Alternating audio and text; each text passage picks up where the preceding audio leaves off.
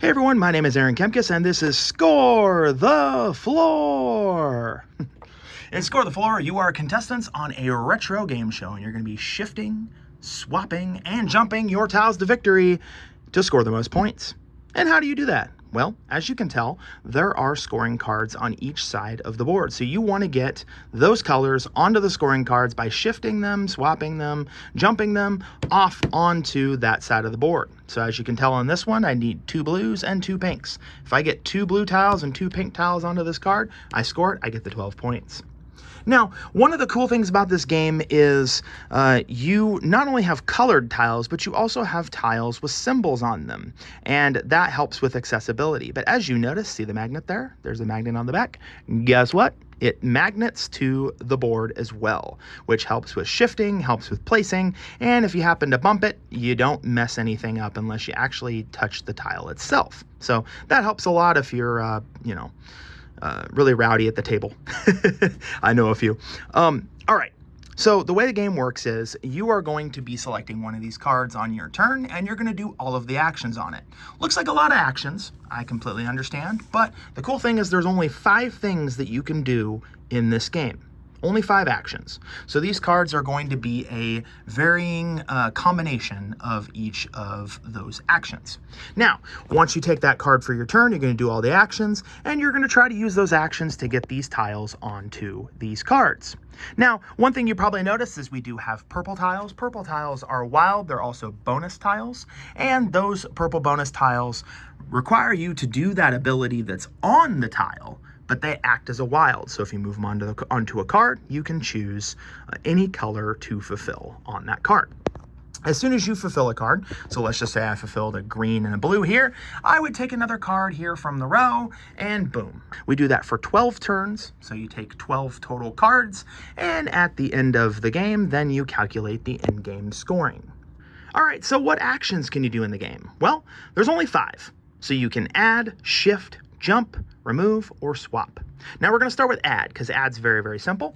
You're going to come over here to the chain, and the chain is cool because there are 6 tiles here, so you have 6 potential drafting options. But the thing about them is you can only take from one of the edges. So in this case, I can only take a pink or a yellow. But if I happen to take the yellow, then my choices would be blue or pink. Now, every time you take a tile, so let's just say I took a yellow, I'm going to take this pawn and I'm going to put it over there to indicate that I'm going to refill the opposite side. All right, going to the second action here, shift. Shift is very simple. This is you right here, this white pawn here, magneted to the top of the tile. You get to shift tiles in that row or column. Now, as long as they're connected, if you happen to have for instance, say you were on this one, your move here would not affect that tile. It actually has to be adjacent to other tiles to push them. So just think of it, if it's confusing as a shift, think of it as a push, because essentially what we're going to be doing is, boom, we're pushing it, right? And you'll notice that you can kick them back and forth, but shifting is very important because that's how you can directly get tiles off of the board. Your third action is to jump. Now, jump can be done one of 2 ways. You can either just take yourself off of one tile, pop yourself on another, doesn't matter where, or you can jump one tile over another. Now, as you can see, I mean, this wouldn't be the most strategically awesome move, but I do want green, blue, and pink down here. So theoretically, what I could do, and I also want 2 pinks over here. So theoretically, what I could do is I could use a jump action to jump that pink over that yellow. As long as you can jump over one other tile or more in the same row or column, then you're good. Let's just say on a future turn, I could actually do a jump action to pop that onto that card. So jump is actually a really cool ability that offers a lot of versatility. And then we're going to go to the next one here. Very simple. It doesn't need a lot of explaining. Return a tile to the bag. That's the remove ability. You just literally take a tile off your board, pop it back in the bag. And the final action is swap. Now, swap allows you to swap 2 tiles on your board or the chain. So if I wanted this green here and this blue over here, I could swap those two. If your pawn is on the tile that's swapped, it moves along with it. So that allows you some interesting strategic choices because it can position you in a place that helps you better. Now, also, you can swap 2 tiles on the chain. If you remember me telling you for the add action, you can only take 1 from an edge. Well, let's just say I really wanted this green tile. Well, hey, what about this? I can swap those 2, and now my choices are green or pink. So what's awesome is the swap can give you the tile you need or put you in position to get the tile you need at the right time, which will help when these wild bonus tiles are out, because these wild bonus tiles, if they're in the center, you're going to want to get them on the edges so you can take them. All right, so I'm going to take you through an example turn of Score the Floor. So over here, I had 5 choices for my turn. I went ahead and chose this card. So now that we've learned the actions, you know you got add, shift, jump, and that question mark means I can choose any one of these abilities that I like. So you know what? I'm going to do that. And as you'll notice, these right here are markers that let you determine help you determine which abilities have been done already. I'm going to use that, and I'm going to do exactly what I showed you in the example. I'm going to go ahead and swap those 2 tiles. That way, I can do my add action over here to be able to take this green and pop it right there. And then, because I took from that side, I'm going to move that right there.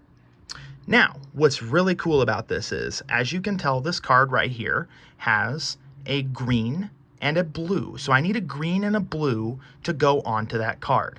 Here's where you can create some really interesting, awesome combos. So I'm going to use the jump action first. Now, I can actually jump the tile that I'm on over onto that scoring card, which allows me to fulfill that requirement. I jumped it over 1 or more tiles in the same row or column, and boom, there we go. But I'm not on the board no more. What do? Well, when you go off of the board on a tile, you can go back in that same row or column that you left, or you can go back to a tile adjacent to the side of the board you left. So actually what I'm going to do here is I'm going to pop myself back there. And then the last thing I'm going to do here is I'm going to do a shift action. And guess what?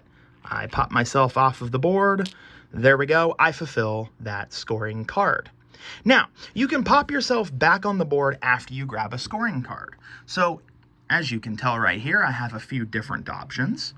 So, I think actually what I might do is I might take myself there and put myself here, because I need a green, a pink, and a blue for this card. What you would do then is you would take these 2 tiles, you'd pop them back in the bag. This card right here scores you 4 points at the end of the game, goes face down, and then you get to take another one and put it in its place. And then once I've completed this card, it goes in the discard pile, and then the next player would take their turn. All right. So when the turn ends, what you're going to notice is there's going to be an empty space here, so you're going to shift these over, and I'm doing it one-handed here, so just to give you an example. And then now what's going to happen is you're going to fill from the side that doesn't have the pawn, and look at that, that's a special tile. Those special tiles are going to be wilds. They give you the ability that's printed on them, which is pretty cool. And then the next player will take their turn. When there's 1 card left over here, it'll be the end of the round. You'll alternate turns where each of the 2 players will get a chance to take 2 turns in a row. Then we'll in-game score. In-game scoring is pretty simple. You're going to score for the points listed on all your cards, so right there. And then also you're going to score for 1 point for non-bonus tiles on the scoring cards that you haven't completed. You're going to score 5 points for having the most of these 2 variety scorecards. And then you're going to do some set collection here. The amount of times that each color appears, each of the 4 colors, you're going to score points based off of how many times. So here I got 1, 2, 3, 4 of the greens, and 4 greens means I'm going to get 2 points at the end of the game. And that's how you play Score the Floor. Hopefully you enjoyed this description, and I can't wait to show it to you soon.